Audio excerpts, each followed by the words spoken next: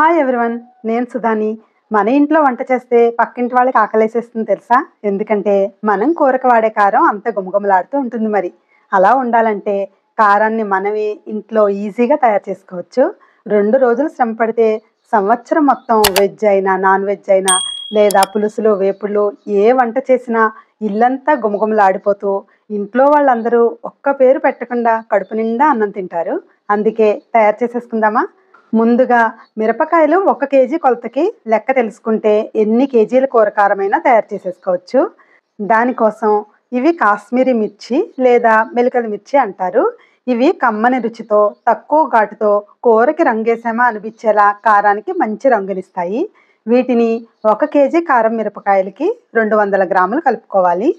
అలానే ఇవి గుంటూరు ఘాటు మిరపకాయలు. ఇవి కాస్త ఘాటు ఎక్కువ ఉంటాయి. వీటిలోనే బుల్లెట్ మిరపకాయలని ఇంకో రకం కూడా ఉంటాయి. వీటికంటే కాస్త పొట్టిగా ఘాటుగా ఉంటాయి. కారం ఎక్కువ తినేవాళ్ళు వాడతారు. వీటిని కూడా 1 కేజీ మిరపకాయలకి 200 గ్రాములు కలుపుకోవాలి. కారానికి మంచి ఘాటునిస్తాయి. ఇక ఇవి సన్నాల రకం గుంటూరు మిర్చి. ఇవి కాస్త పొడుగ్గా నిగనిగలాడుతూ ఉంటాయి. కారం తక్కువ, కమ్మదనం ఎక్కువ ఉంటాయి. ఇవి 1 కేజీ తీసుకోవాలి. ఈ 3 రకాలు కలిపి కారం తయారు చేసుకుంటే చాలా కమ్మగా బాగుంటుంది. ముందుగా వీటికి తొడుములు తీసేసి 2గా కట్ చేసుకొని 2 రోజులు క్లాత్ మీద మంచి మే నెల ఎండలో ఎండబెడితే తేమ మొత్తం పోయి ఇలా తుంచితే విరిగిపోయేలాగా ఎండిపోతాయి. వీటితో చేసుకున్న కారం సంవత్సరం మొత్తం ఫ్రిడ్జ్లో పెట్టకపోయినా పాడవకుండా, పురుగు పట్టకుండా, ఘాటు తగ్గకుండా ఉంటుంది. ఇప్పుడు వీటిలోకి మసాలాలు కాస్త వేయించుకోవాలి. వీటిని కూడా 2 రోజులు ఎండబెట్టుకోవాలి.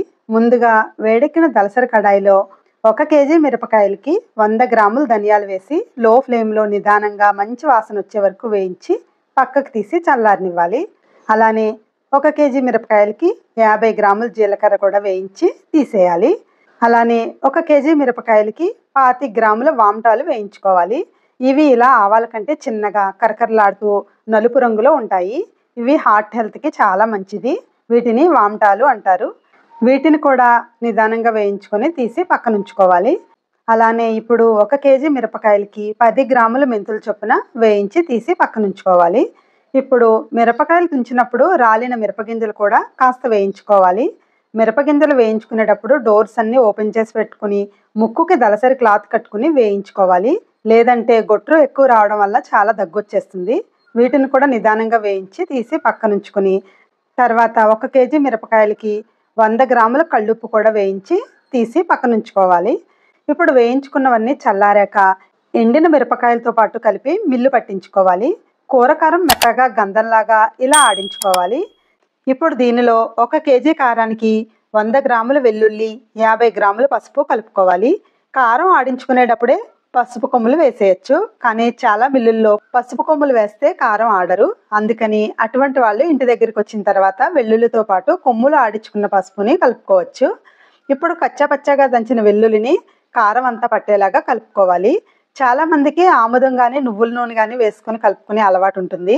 అలా ఉంటే ఇదే టైంలో ఆముదం కానీ నువ్వుల నూనె కానీ వేసి కలుపుకోవచ్చు. మేమైతే వేసుకోము. ఇప్పుడు తడి లేని జాడీలో కానీ సీసాలో కానీ తీసుకొని గాలి పోయేలాగా కాస్త దగ్గరగా నొక్కుకొని మూత బాగా క్లోజ్ చేసేసి గాలి తగలని చోట ఉంచుకొని వాడుకుంటూ ఉంటే సంవత్సరం మొత్తం చక్కగా పాడవకుండా ఉంటుంది. అంతేనండి కూరకారం తయారు చేసుకునే విధానం.